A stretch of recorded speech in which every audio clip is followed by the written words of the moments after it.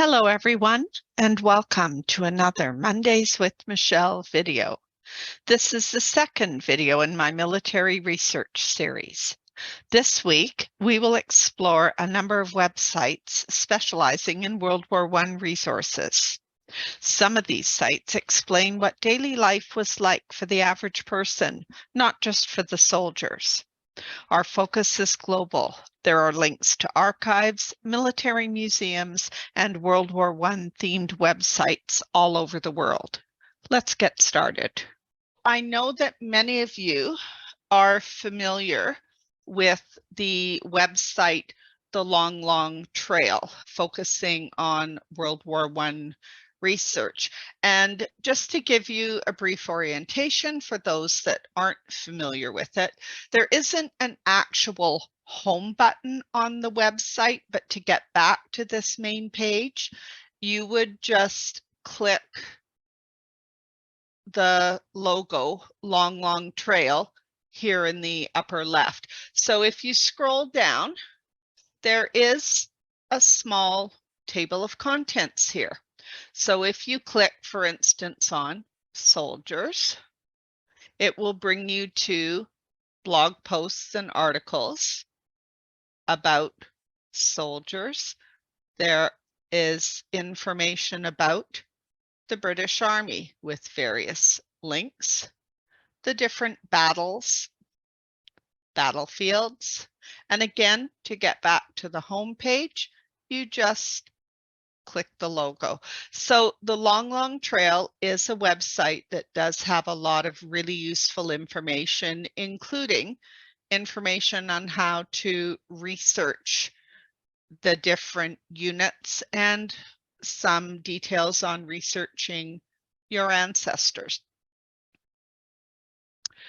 The next website I wanted to talk about is something offered through the National Archives for the centenary of First World War.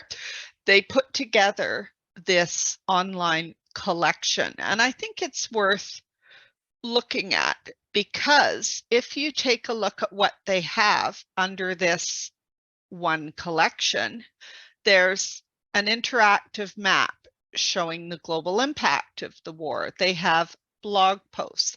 They've got podcasts, audio recording. So if we just take a look, there's all kinds of different recordings here. So this one is extracts from a unit war diary during 1916. This is talking about an account of the negotiations for armistice. So again, a lot of really interesting resources there. They have letters from the First World War. There's all kinds of video footage. There's also some information on researching, and there's links showing what else is available online. The next website I wanted to show you, and this might be one that you're not familiar with.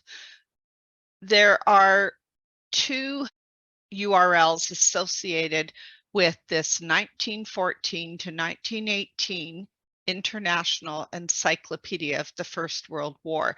This particular link is more the project link, talking about how this initiative got started. The reason I'm showing you this particular link is because of this menu item, World War I websites. If I click it, what you see is a series of categories. And what I found interesting for this website, it's broken down also by country. So for example, if we click on Great Britain and Ireland, and I'm just going to show you how many different links there are. And some of them are sites that you probably already know, like there are links to the Imperial War Museum. But there are also some that you might not be familiar with. There's a First World War poetry archive. There's BBC history footage. There is some House of Lords information. There's the British Library World War I project, World War I website, National Army Museum, British Red Cross. So there are a lot of links here that you might not be familiar with. There's also a lot on Ireland. So what I found useful was having all of these country-specific links. And in fact, some of the links I'm going to show you today were links that I found under Canada and Newfoundland, sites that I wasn't familiar with. So it's worth going through and taking a look at those links. The actual encyclopedia is a completely different link, and it's got a menu structure up top, and you can see the different categories. You can look at information based on themes. You can look at the different regions that were involved. You can look at a timeline of events for the war. And you can look at a listing of all the articles that are in this particular encyclopedia of the First World War. So again, that's a useful resource. Now, another site that I found really interesting is this one called The Great War, A Visual History. It's actually an American website, but it covers the duration of the First World War from start to finish. So it is not focusing just on the American role in the war. And if we enter the website, it's basically an interactive timeline. So you can click on one of these events at the bottom, and it will give you some information about the pre-war period. So I'll just click close, and there are these dots. So if I click on one of those items, it gives me all of this detail information. And I could skip ahead. I could say, let's see what was happening in 1917. So I could click on Battle of Passchendaele. And again, it gives me all this information. It shows which countries were involved at that particular point. And there is this video clip here.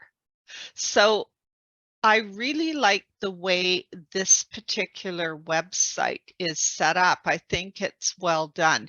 And you have the option, I've got it set to map at the bottom left here. If you want, you could display everything in chart format. So this is showing a timeline of events on a chart. And again, you would click on a particular item to see the details. I find I prefer the map view. It's kind of nice seeing everything in the context of where the events were physically taking place. So for myself, I like to see it on the map. The next website I want to talk about is an American website. It is talking about the American experience in World War I. So those of you that are researching ancestors that came to the United States, this website would be useful. There are all kinds of links to newsletters, to other resources that will provide information. One of their main resources is this website called the Doughboy Center, and I've got a link to that.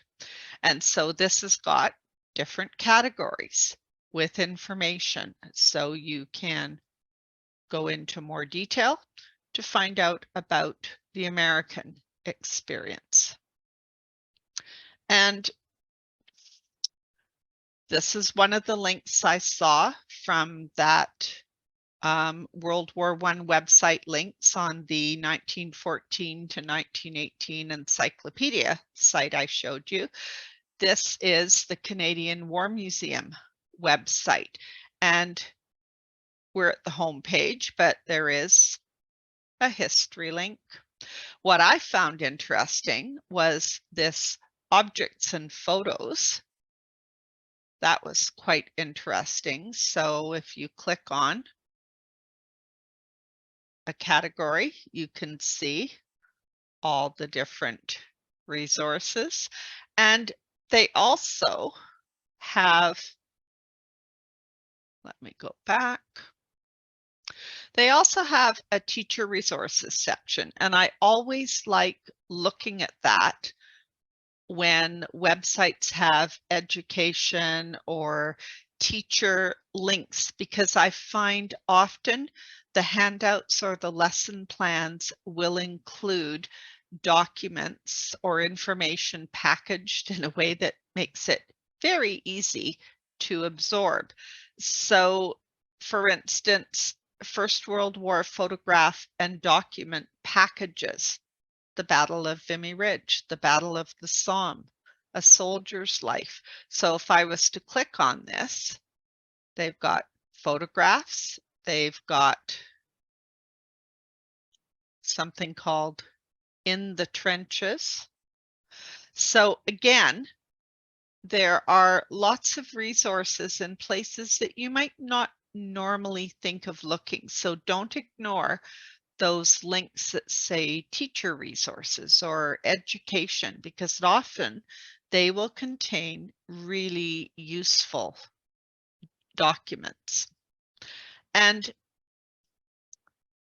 the last website I thought I would show you today is this Wartime Canada.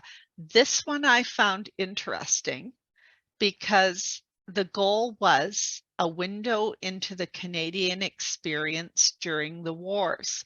So if we look, for example, at the category eating, so there's a table of contents, or you can click the word categories up top here and see all of those same categories. So if we look at eating, and we see subcategories: recipes, rationing, nutrition, preserving, menus, and I can just scroll down. These are actual documents. So if I click on Victory Cookbook, this is the PDF file. If I click on the link, but it's opened up the PDF file with 47 pages. So I can actually see some of the wartime recipes that they were using. And if I go back, let's go back here, scroll down some more. So there's all kinds of documents here. I like this: fighting the war by feeding the family, budgeting, living on a soldier's pay. They've got sample Christmas dinner menus, coupons for food. So when we're trying to understand what life was like for our ancestors during the war, I think this is a really useful website, and they've got categories for working, for worshiping, shopping,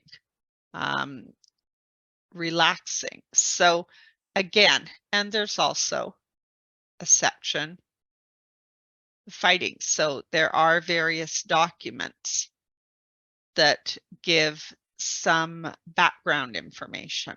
So it's an interesting website to look through. I hope you enjoyed this week's video. Don't forget to download the handout.